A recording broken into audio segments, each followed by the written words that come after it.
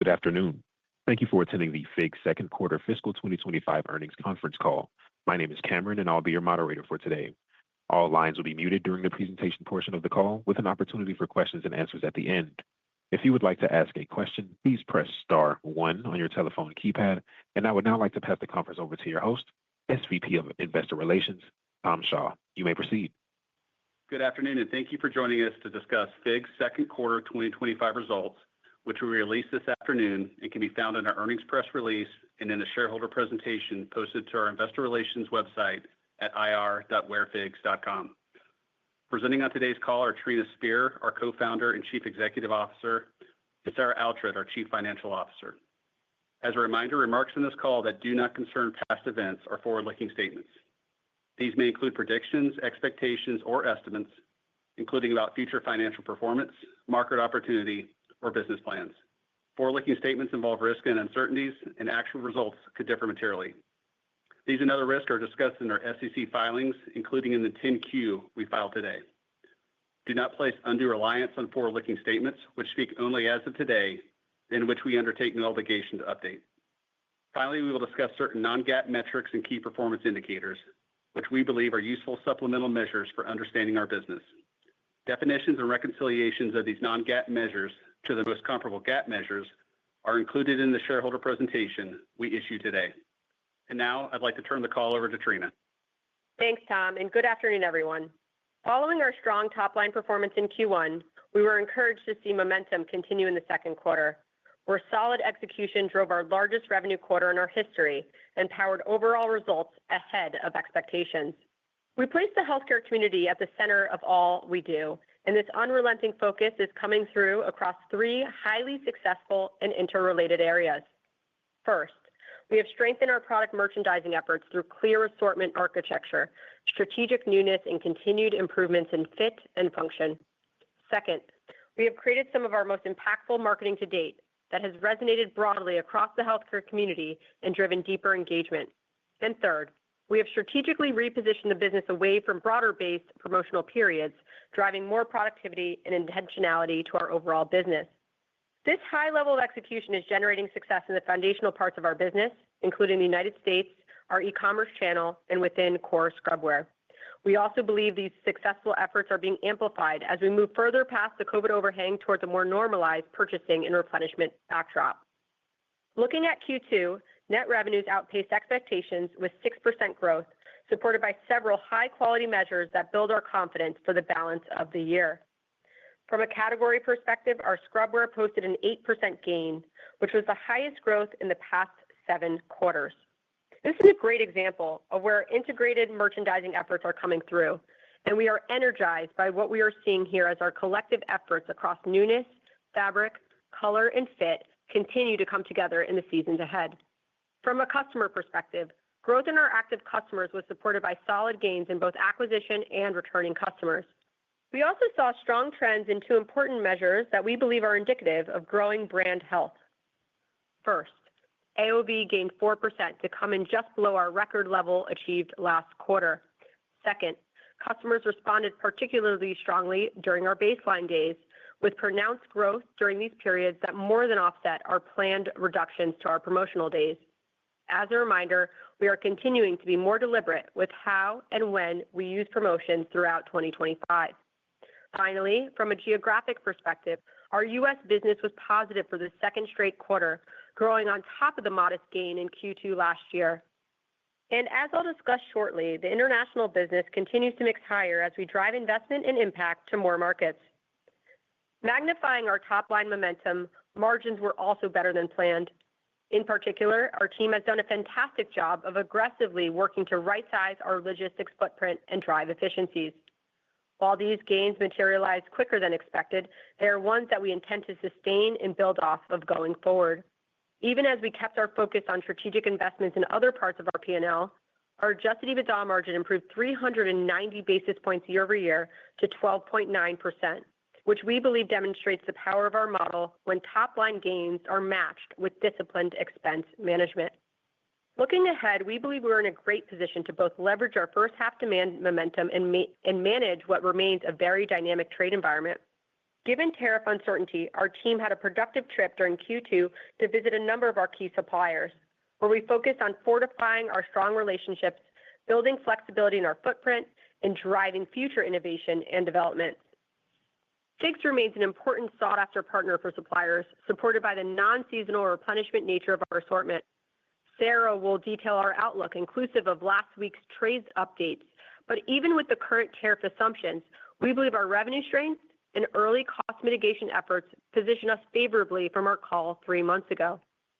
Overall, this means an improved outlook with fiscal 2025 top line now expected to grow low single digits and an increased adjusted EBITDA margin range to 8.5% to 9%. To be clear, there is more work to be done here as we plan for tariff impacts in 2026, but are encouraged by the mitigation options in our toolkit as we look across supplier negotiations, ongoing SG&A savings, and focused pricing action. Now, shifting back to our strategy, where serving healthcare professionals remains at the heart of all we do. We continue to focus on what impact we can have on our community and how we can best celebrate them. We believe these are the key measures to differentiate the brand with healthcare professionals and ultimately drive the value of our company to all stakeholders. To that end, we're incredibly proud of our recent efforts. On our last earnings call, we were right in the middle of Nurses Week, which went on to become one of our most comprehensive and impactful efforts for the celebration to date. We hosted 18 events across the country, capped the week with a feature on The Jennifer Hudson Show, and unveiled a powerful new chapter of our Where Do You Wear FIGS campaign, a rallying cry to uplift nurses and spotlight the impact they make every day. The response was extraordinary. FIGS had approximately 900 million impressions, easily attaining the largest Nurses Week reach in our history. Film views were up an incredible 10x year over year, and overall social engagement was up 5x. As with all brand building efforts, we expect the full impact to compound over time, but we believe the extraordinary engagement we're seeing is already fueling growth in our business, and we're not slowing down. Just this week, we launched the 4th chapter of Where Do You Wear FIGS, filmed at the University of Wisconsin, the alma mater of our co-founder, Heather Hasson. This chapter puts the spotlight on students, their real challenges and their aspirations as they pursue a career in medicine. It's also the cornerstone of our Back to School campaign, which importantly returned to its regular cadence this year. We're excited to carry this momentum into the second half of the year with more chapters to come, all rooted in our mission to celebrate, empower, and serve our community in meaningful ways. As we think about furthering our impact, we set a new bar for ourselves when we headed to Washington, D.C. in June with 18 extraordinary FIGS ambassadors for Awesome Humans on the Hill. This event is a capstone to our on-the-ground efforts in D.C. throughout the year to advocate for solutions to the biggest policy challenges facing healthcare professionals. And this year, we went bigger than ever. During this year's Awesome Humans on the Hill, we focused our efforts on 3 key issues from our policy platform. To ease financial strain, we lobbied for the Awesome Humans Act, developed by FIGS, to provide a tax credit for healthcare professionals. To protect mental health, we urged the reauthorization and funding of the Dr. Lorna Breen Healthcare Provider Protection Act. And to alleviate administrative burdens and return the focus to patients, we advocated for the Reducing Medically Unnecessary Delays in Care Act, legislation that would make much-needed improvements to the broken prior authorization system. We brought our advocacy efforts directly to both the biggest powers in Congress and all Americans with the support of actor and healthcare advocate Noah Wiley from the Pit and ER, and even more importantly, his mother, Marty Wiley, an orthopedic nurse of nearly 50 years. Recently nominated for Emmys for Best Drama and Best Actor for Noah, the Pit has served as Noah's love letter to frontline healthcare workers and highlights the same challenges we have been working so hard to address with our advocacy. Together with Noah and our team of ambassadors, we had over 35 meetings with policymakers from both sides of the aisle and held a congressional briefing to a packed room in the Capitol.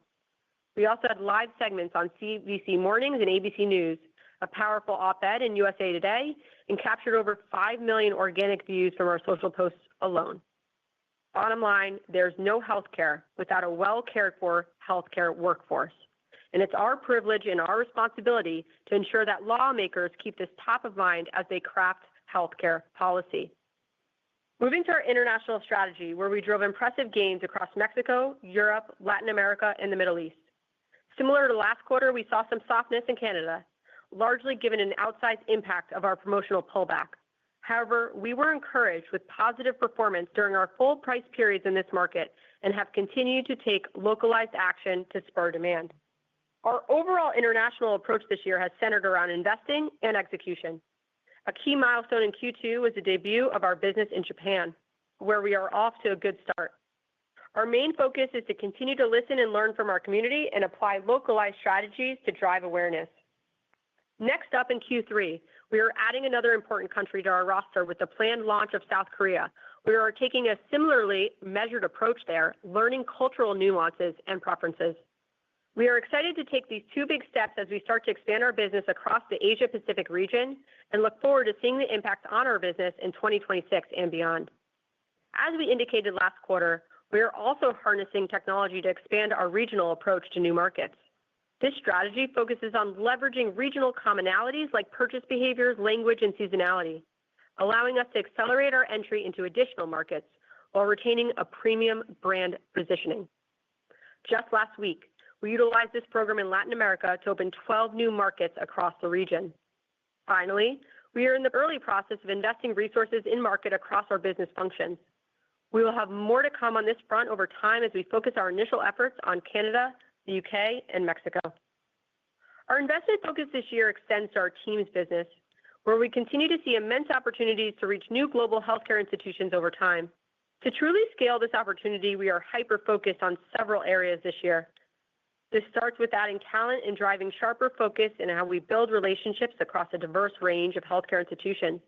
We then support these efforts by expanding our work on the technology side, supporting flexible customer solutions and a streamlined user experience. Finally, we're building out our marketing engine to support the overall awareness of this business.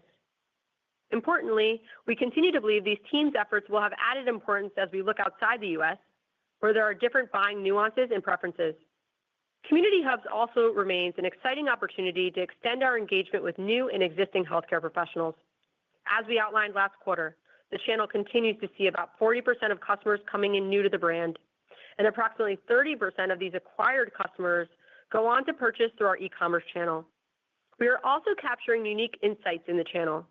For example, during the second quarter, this included a stronger core scrubwear mix, stronger men's penetration, the higher adoption of our Formex fabrication, and the ongoing success of embroidery. Our ability to bring the brand to locations that add convenience to the busy lives of healthcare professionals also makes Community Hubs appealing. Last quarter, we highlighted our next hub is in Houston, which is opening within steps of the world's largest medical complex. We are also excited to announce that we're working toward planned openings of our next two hubs in New York City and Chicago.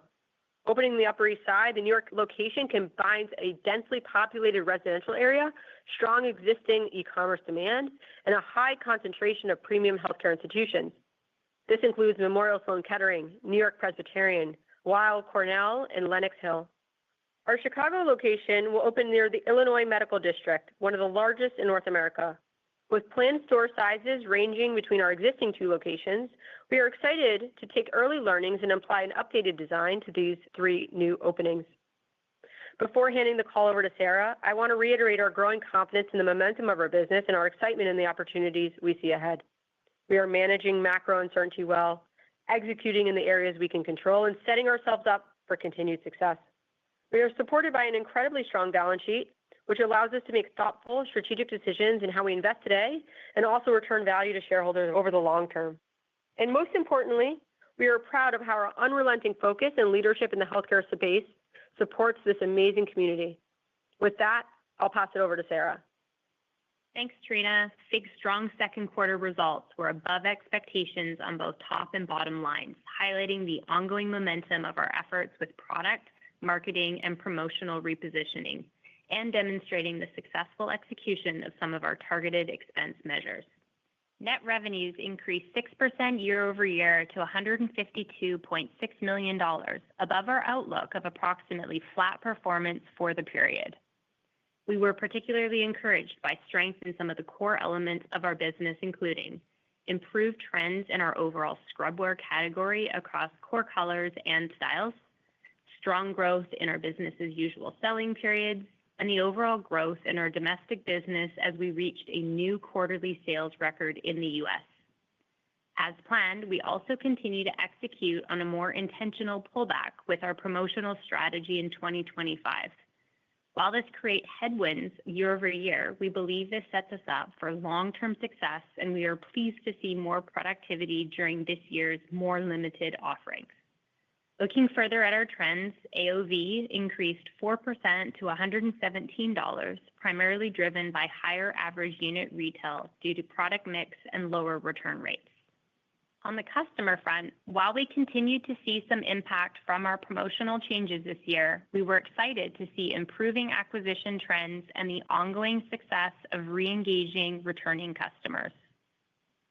Overall, our active customers increased 4% year over year to 2.7 million, while net revenues per active customer eased less than 1% to $208. By category, scrubwear grew 8%, representing 83% of net revenues for the period and exceeding our expectations. As Trina mentioned, we have been effective across our product merchandising efforts, driving momentum to our core and supporting productive new colors and style launches. We also progressed on our fit efforts, with key styles starting to be fully updated during Nurses Week. Non-scrubwear decreased 3%, representing 17% of net revenues. The category overall had a higher negative impact from the pullback in our promotional strategy. Additionally, our intentional shift in the marketing calendar and overall campaign focus put more of the product spotlight on our core scrubwear business during the period. By geography, U.S. sales increased 4% to $129.9 million, our strongest performance in nearly 2 years, and supported by balanced growth from both new and repeat customers. International net revenues increased 20%, with many of the same dynamics seen in the U.S. playing out globally, just at a higher rate. This includes strong new and existing customer growth and great performance during our baseline days. Gross margin for Q2 contracted 40 basis points to 67%, though continuing to trend in a fairly tight range over the past year. Results were impacted by higher inventory reserves and a modest impact from higher tariffs, and were partially offset by a higher duty drawback and a lower return rate. Our selling expense for Q2 was $34.4 million, representing 22.6% of net revenues compared to 25.6% last year. We were proud of our efforts here, with several of our efficiency and mitigation strategies across both fulfillment and shipping taking hold quicker than expected. On the fulfillment side, we are driving continuous improvements across the board as we work to optimize operations and align costs at this much larger distribution center. While outbound shipping had been a headwind, we took swift action to optimize our carrier mix and pricing, driving significant savings without sacrificing service. Marketing expense for Q2 was $23.2 million, representing 15.2% of net revenues, down from 15.9% last year, and generally in line with expectations. G&A for Q2 was $34.7 million, representing 22.8% of net revenues compared to 24.8% last year. Similar to last quarter, the Q2 decrease in the G&A expense rate was due to meaningfully lower stock-based compensation expense. This impact was partially offset by higher people costs as we invest in scaling the business, as well as higher depreciation related to asset purchases for the fulfillment center. In total, our adjusted EBITDA for Q2 was $19.7 million, with an adjusted EBITDA margin of 12.9% compared to 9% last year. Net income for the quarter was $7.1 million, or diluted EPS of 4 cents, compared to net income of $1.1 million last year, or diluted EPS of 1 cent. Onto our balance sheet, we finished the second quarter with a strong net cash equivalents, and short-term investment position of $238.8 million.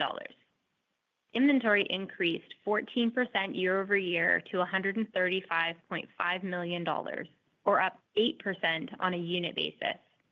The delta between dollar growth and unit growth during the quarter reflects the impact of higher average unit pricing due to product mix and some modest tariff impact.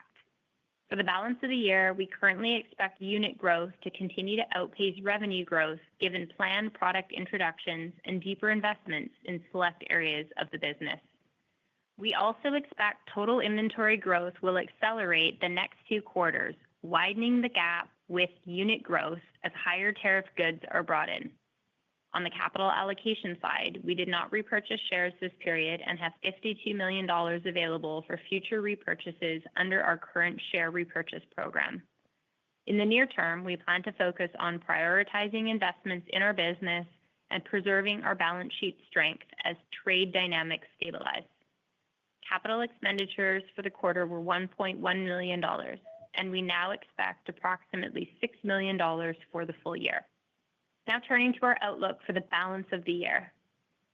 While the tariff backdrop continues to evolve, our year-to-date execution and effective strategic planning are supporting higher top and bottom line outlooks from what we outlined 3 months ago. Embedded in this outlook, we continue to expect an unmitigated tariff impact of approximately 150 basis points, though we'll cover how the assumptions in this estimate have evolved. Considering the net impact of several factors, including an improved top line, successful mitigation initiatives, and ongoing investments, we are now pleased to be back within 50 basis points of our original 2025 outlook. Looking at the specifics, full year 2025 net revenues are now expected to grow low single digits year over year, improving from our prior outlook of down low single digits. This updated range includes the outperformance from our Q2 results, as well as added confidence in our second half assumptions. As we have outlined today, we have been successful in reinvigorating our customer funnel and accelerating growth across core elements of our business, which we believe will better support back half of the year trends. However, we continue to factor in 2 dynamics that are expected to limit our second half performance. First, we expect a greater headwind from our ongoing promotional changes, with more aggressive reductions of promotional days planned in Q3 and Q4. Second, we continue to factor in some uncertainty around macro consumer behavior, particularly as trade policies continue to unfold and the consumer faces a range of potential pricing impacts across purchase decisions. Looking specifically at the third quarter, we are planning for net revenues in a range of flat to up 2% growth year over year. Onto gross margins, where we expect approximately 150 basis points of total pressure for the year, which corresponds with the expected tariff headwind. As it relates to our current tariff positioning, we have worked to evolve our supplier footprint with production now balanced between Vietnam and Jordan, while further limiting what was already very limited production in China. With this mix, we are currently planning for added tariffs of 20% in Vietnam, 15% in Jordan, and 30% in China. While the weighted average impact of these assumptions results in a larger annualized headwind than previously expected, the net incremental impact to 2025 is minimal.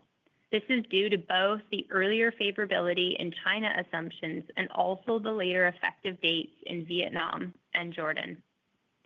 With average costing and sell-through assumptions, the tariff impact is expected to build in Q3 and then again in Q4.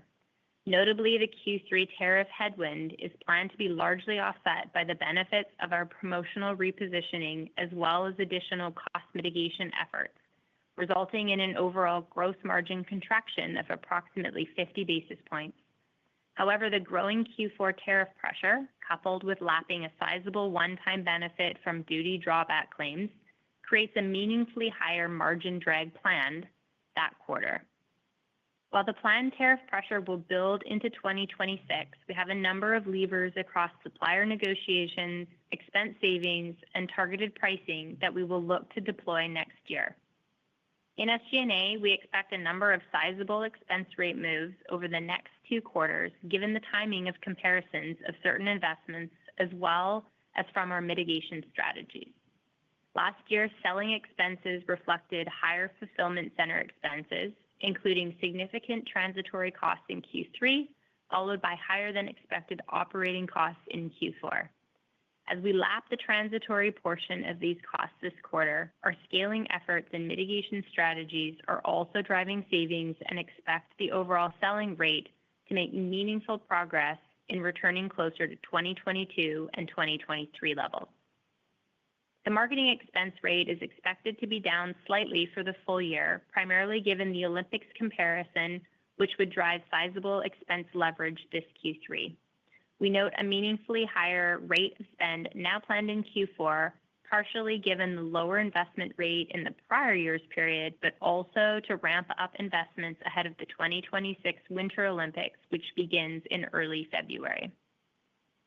G&A expenses will continue to reflect higher planned people costs, which will be more than offset by what is now planned to be a $14.5 million reduction in stock-based comp year over year. As we look at full-year adjusted EBITDA margin, which includes the impact of stock-based compensation expense, we now expect a range of 8.5% to 9%, ahead of our prior outlook of 7.5% to 8.5%. For Q3, we expect an adjusted EBITDA margin of 9% to 9.5%, up significantly from 3.4% last year, given the discrete investment during that period. This also means a sharply lower planned Q4 margin, given the ramping impacts of tariffs and our marketing timing. Overall, I would like to reiterate how excited we are to see our healthcare customers respond so well within this environment. We have built a powerful leadership position within the healthcare apparel space and are now driving even more impactful and expanded engagement across product, channel, and geographies. At the same time, our team has quickly responded in this challenging trade environment, executing a range of cost savings opportunities while also ensuring dollars are deployed to support the long-term opportunity. We look forward to building on this execution in the quarters ahead. I will now turn the call back over to the operator for Q&A. Operator? Thank you. We will now begin the question and answer session. If you would like to ask a question, please press star followed by 1 on your telephone keypad. If for any reason you would like to remove that question, please press star followed by 2. Again, to ask a question, press star 1. And as a reminder, if you are using a speakerphone, please remember to pick up your handset before asking a question. And during the Q&A session, we ask that you limit your questions to 1 question and 1 follow-up question. Again, during the Q&A session, we ask that you limit your questions to 1 question and 1 follow-up question. We will pause here briefly as questions are registered.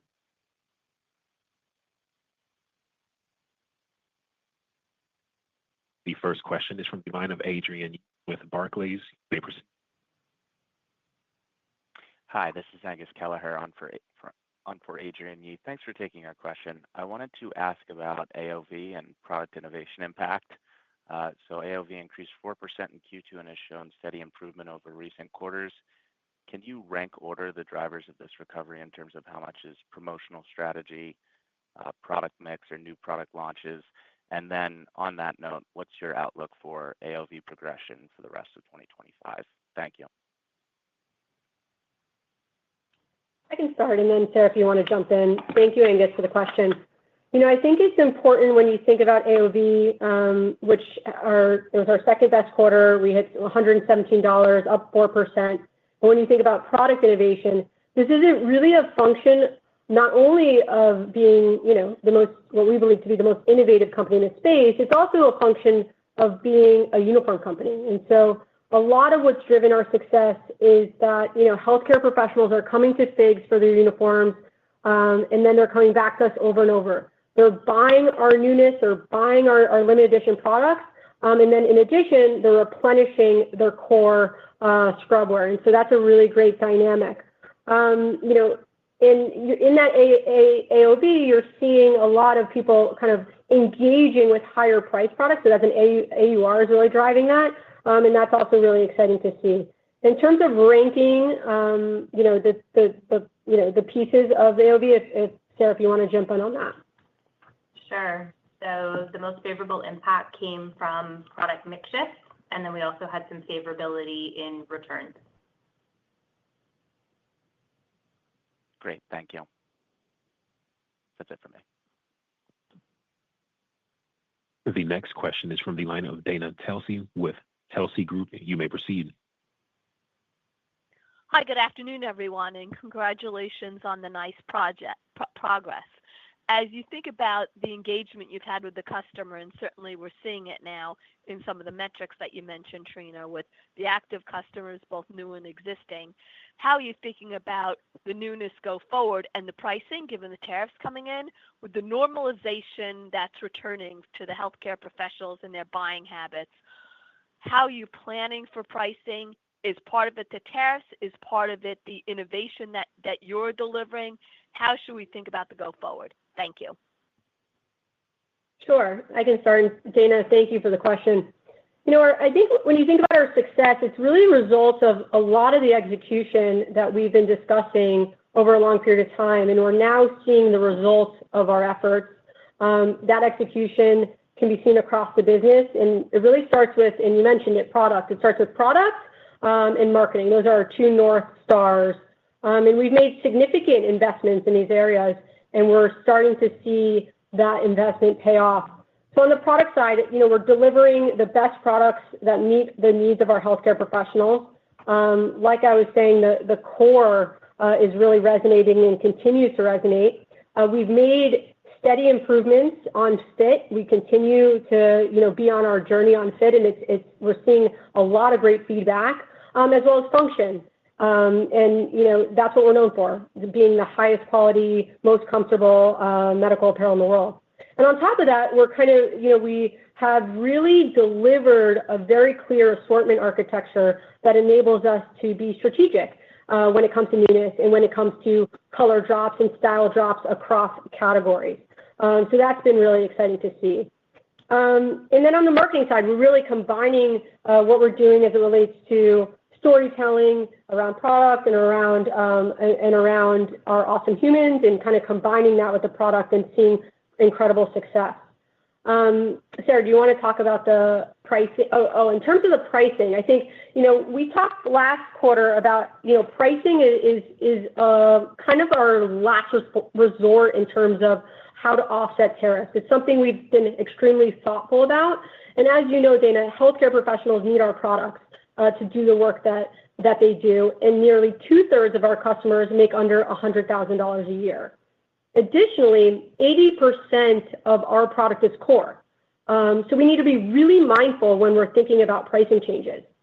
And so as a result, we really do feel the right thing to do is use every other tool in our toolkit to mitigate the cost pressure before increasing prices. So what are we looking to do? Number one, we're optimizing our sourcing mix. We have a number of suppliers across regions, and we're really able to take advantage of more favorable tariff rates in different parts of the world. Secondly, we're negotiating with our suppliers and with our manufacturing partners, and we've made a lot of progress here, and there's more work to do, but we feel good about the conversations we've had. Third, we are optimizing both our inbound and outbound freight. And finally, we're looking across the P&L and finding efficiency within G&A, as once again, pricing is something that, comes after exhausting all these other areas. And any action that we do in terms of pricing, we're really going to be mindful of a number of principles. We need to be affordable and accessible. That is what we are known for. We are committed to having the absolute best products at prices that we believe are affordable and accessible for healthcare professionals. Our pricing will be targeted. We will look to be targeted across products, across categories where we believe we have pricing power. And finally, we're going to be very mindful around price and unit impacts and thinking about, elasticity of demand.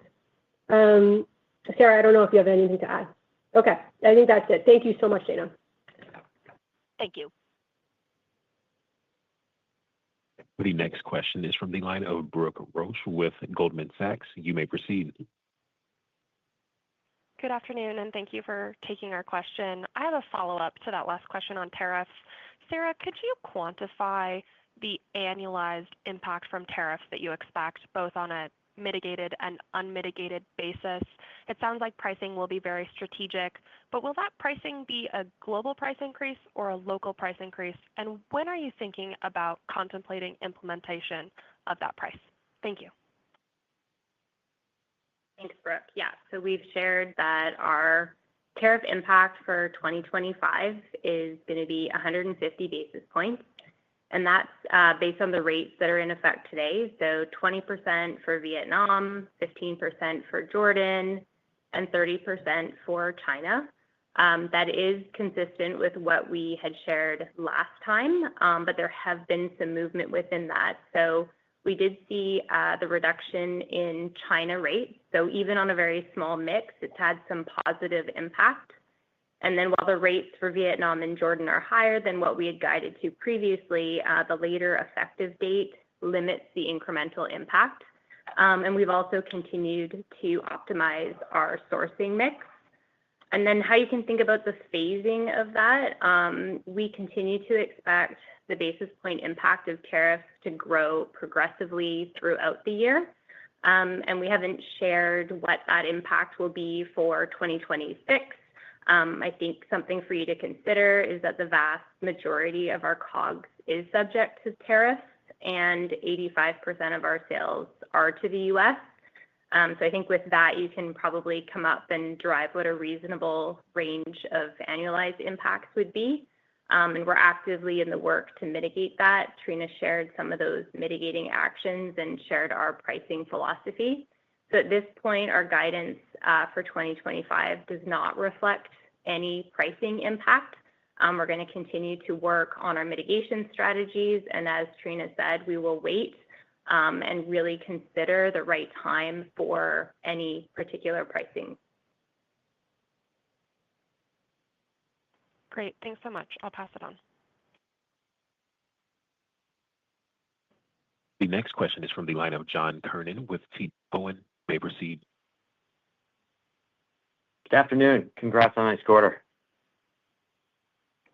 Thanks, John. I got one for Trina and one for Sarah. Trina, just within the guidance for revenue, it seems like there's a decel implied in both average order value. You addressed some of those points earlier, but how should we think about active customers in the back half of the year? It seems like you're pretty excited about some of the engagement you've had with existing customers and customer acquisition. So just trying to think how we should model that going into the back half. I can take that one. Yeah, so we've guided to revenue of 0 to 2% in Q3. And then, depending, that gives you a range of where we would be at for Q4 with our low single-digit guide for the year. And so while we've seen great progress in a lot of our metrics, keep in mind that the second half of the year will have the largest impact from our pullback in promo. So that will have some impact on our trends in terms of customer acquisition and in terms of our order value as well. So you can see that, you can plan that you won't see the same growth rates in those metrics that we've seen in Q2, just given the pullback in promotion. But really excited for what we see underneath that promotion on our business as usual days. Got it. And then maybe just to follow up on selling expenses. Obviously, really nice leverage this quarter, over 300 basis points. There's still a ways to go to get back to that 2023 kind of selling expenses % of sales. Just curious how you're thinking about the leverage on that line item into the back half of the year. And, is there a specific time frame when you think it's reasonable to get back to that 22.9% that you generated for the full year that you generated in 2023? Yeah, so really excited with the progress that we've made in this area. The progress has come faster than what we expected, given that we've really ramped up our efforts there and have been really great at delivering on that. So we've seen some of those savings both within shipping and within fulfillment. And we'll continue to realize the benefits that we're seeing and continue through with what has been realized. So these are sustainable savings because they come as a result of actions that we've taken that will be, permanent over time. And so we're feeling increasingly confident that we will be able to return our selling rates back down to that 2023 level, by next year. So we're well on our way and excited that we're going to get there faster than what we had originally thought. Okay, and then just one follow-up on that. The revenue growth will be a little bit slower in the back half. Does that imply there'll be a little bit less leverage on the selling line? Yeah, that's Relative correct. to From what Q2? you've seen. Okay. Yes, that's correct. Yep. Okay. Got it. Thank you. Thank you. The next question is from the line of Ashley Owens with KeyBanc Capital Markets. You may proceed. Hey guys, this is Chris on for Ashley. Thanks for taking our question. So I wanted to talk about, it's great to see the growth in scrubwear this quarter. I'm wondering if you could just expand a little bit on the softness in non-scrubwear and maybe if we can expect any rebound from apparel or lifestyle launches in 3Q. Sure. Thanks, Chris. In terms of non-scrubwear, there is some noise in the quarter. We did have less non-scrubwear launches in Q2. And so, when you're looking over any 90-day period, there's going to be some noise. But when you zoom out, our stacked 3-year growth rate on non-scrubwear is 35%. So we know, non-scrubs is a healthy business that healthcare professionals love. We are a lifestyle brand outfitting healthcare professionals to work, at work, from work, on shift, off shift, head to toe. And so, we're going to continue to really be the brand for them throughout their life. And we also know there's really a huge opportunity to go even deeper. As just one example, if you look at our underscrub business, it really is one fabrication, the Salta underscrub for women, the Mikado underscrub for men. And so there's much more that we're excited to build out here. And without giving away our plans, it's not just within underscrubs. It's within footwear, within outerwear, within actually our compression sock business. We're expanding into more franchises, and we're excited to kind of keep building the portfolio and really giving our healthcare professionals more of what they love. Okay, great. And then just one follow-up on share repurchases. So obviously none this quarter, but I'm just kind of wondering maybe as we move throughout the rest of the year, like how you're balancing choosing to repurchase versus maybe growth initiatives and, if there's any areas you're looking to be more opportunistic in.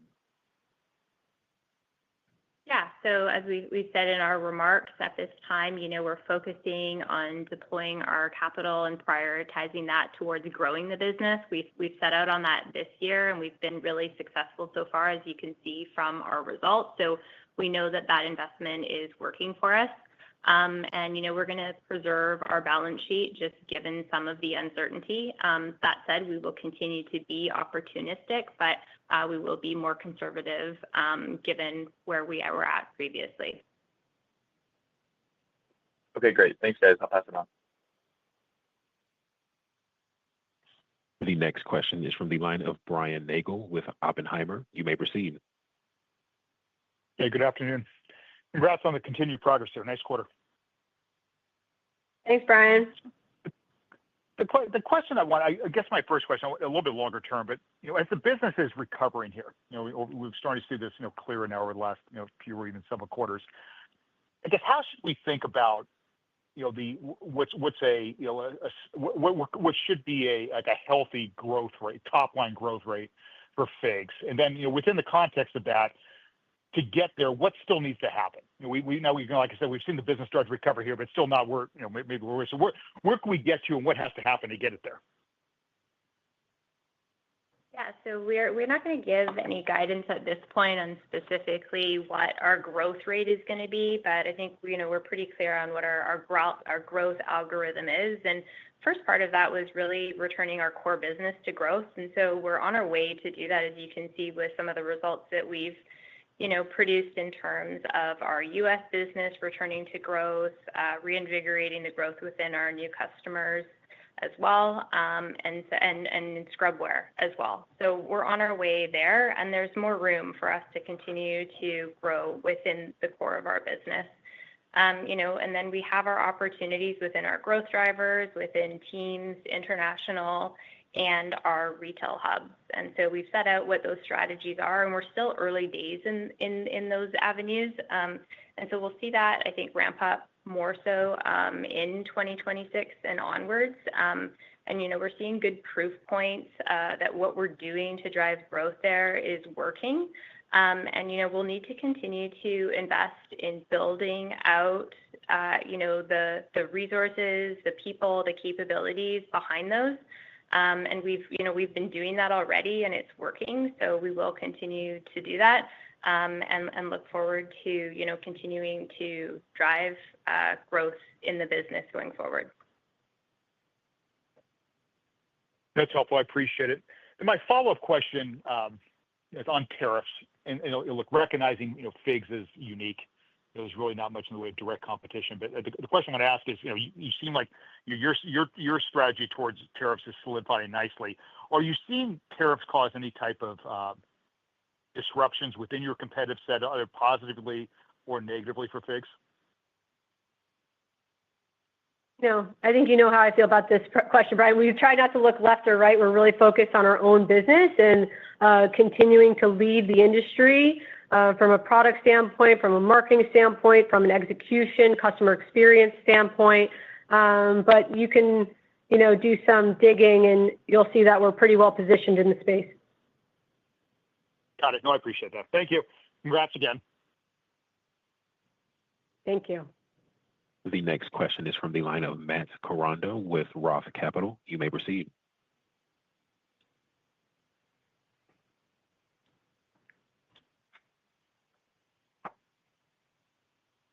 Matt, your line may be muted. Matt, you Sorry about that, guys. Can you hear me now? Yep, you're good. Okay, perfect. Sorry about that. So I guess I wanted to take a look at the sales progression in the second quarter. It looks like the growth came in quite a fair bit ahead of the flattish guide that you gave for the quarter. So maybe just wanted to hear about how the quarter progressed in May and June, and just any comments you have on July and how that sort of fits into the second half guide that implies kind of flattish sales. Yeah, definitely. So, our guide of flat on the quarter was really reflecting that we were comping over a strong period of growth last year that was driven by newness. And, we did say that the flow of product launches this quarter would be a little lighter relative to other quarters. And we were just being prudently cautious amid the current environment. And, what we've seen is we were able to overcome all of those headwinds. We're seeing really great overall growth in our, baseline business as usual days. And, we saw progress towards the end of the quarter as it was related to some of our color launches and newness, and, really seeing all of the things that Trina had spoken about earlier that's really supporting our product and marketing really start to turn on.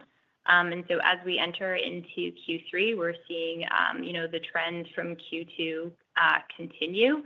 But keep in mind that Q3 will have a much bigger impact from the pullback in promo than what we saw in Q2.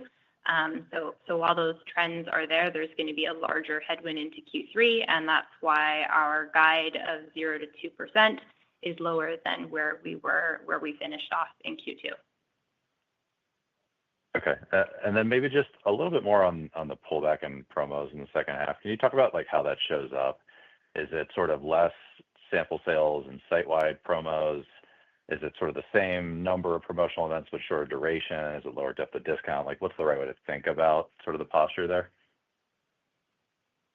Yeah, I mean, it's really all of the above. And so we've really shifted to have our site-wide promos be more specific to events that celebrate healthcare professionals. So, for example, in the second quarter, we still did our Nurses Week promo. In Q1, we still did Match Day. And right now, we're doing our back to school, which is large for healthcare workers as well. And so we have pulled back on some of the site-wide promos that, were more generic in the past. We've also taken the time to shift some of these promos to be more sample sale focused, so clearing out older inventory rather than the site-wide off of everything. So we're just being more strategic with the way that we're delivering it, the timing, and the length. There's a broad variety of shifts that we are making in each of our quarters this year.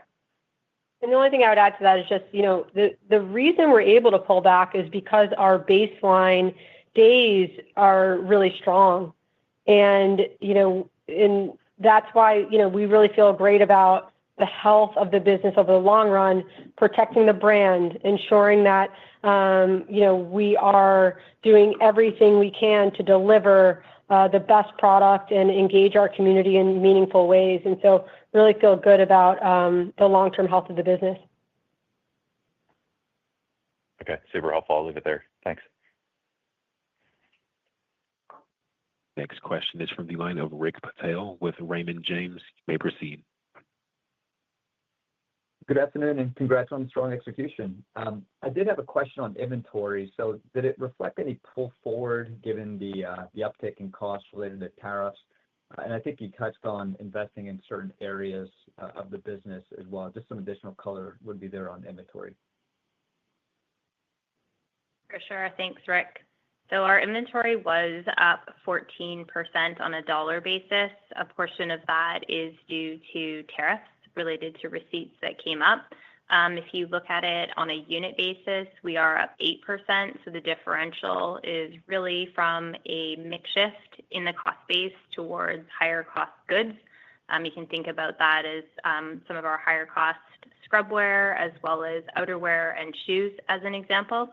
And then once you look at that 8% growth in units, that is definitely being driven by in transit as we did pre-position some inventory to get ahead of the original tariff date.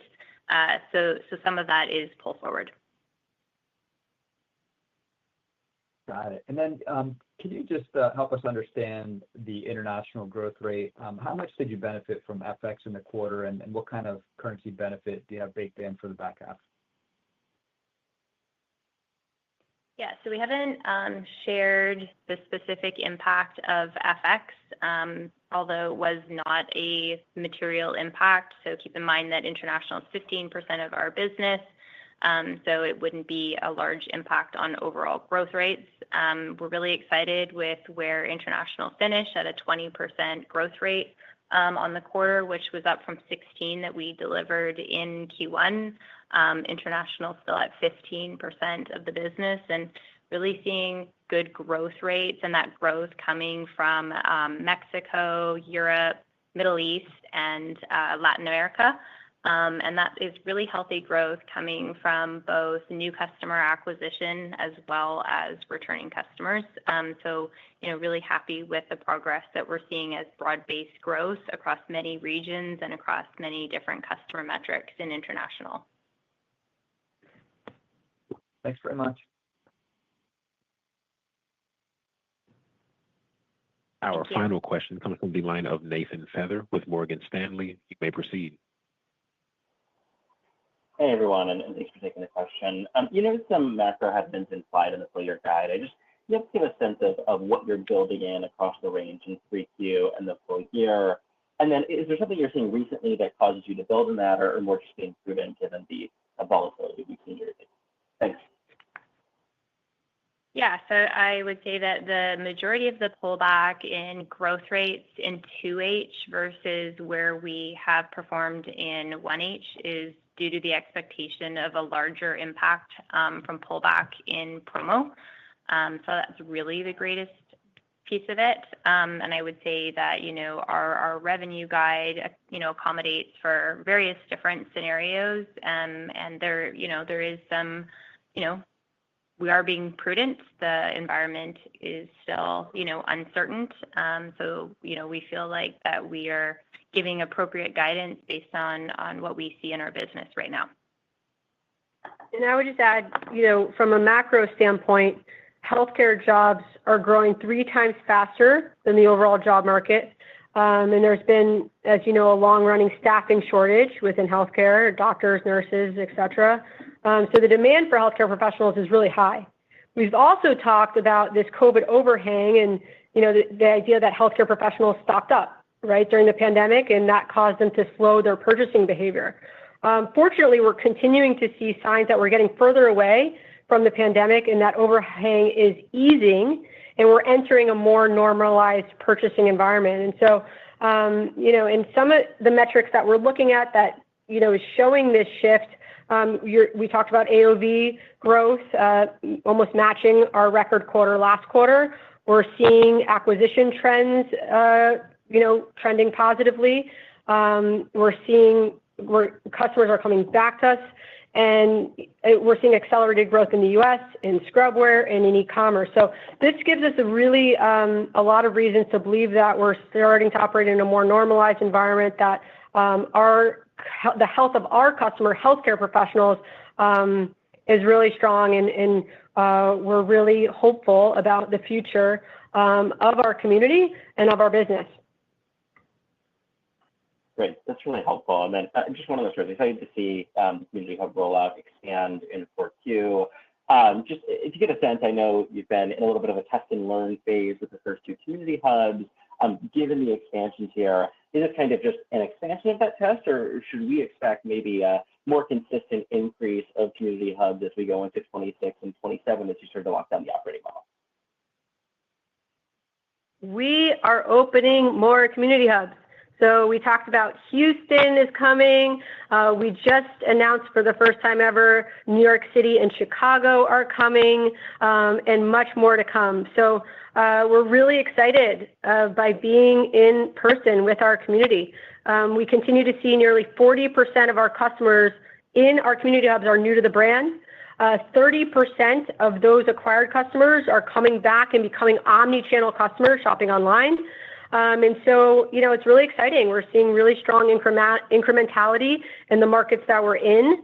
And we're excited. We're excited to go to more markets, go to more cities, engage both online and offline. We're really learning what's working for us in terms of format, location, how close to healthcare institutions, being, close by the best, largest healthcare institutions in the country.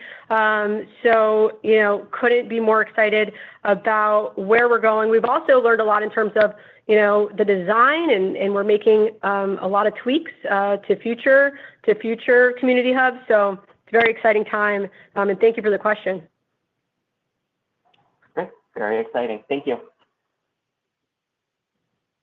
That was our last question, so I would now like to pass the conference back for any closing remarks. Thank you all for joining us. It was a great quarter, and we look forward to seeing you next time. That concludes today's call. Thank you for your participation and enjoy the rest of your day.